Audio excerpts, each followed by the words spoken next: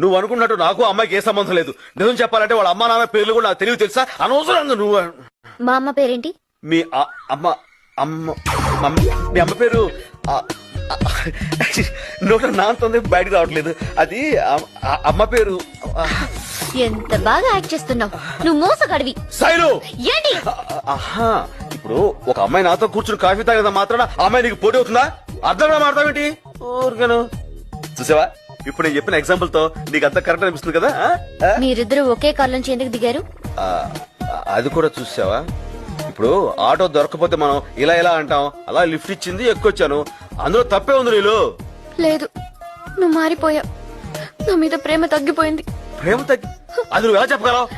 నా పేరు శైలు, నువ్వు ఇప్పుడు నీళ్ళు అన్నావు.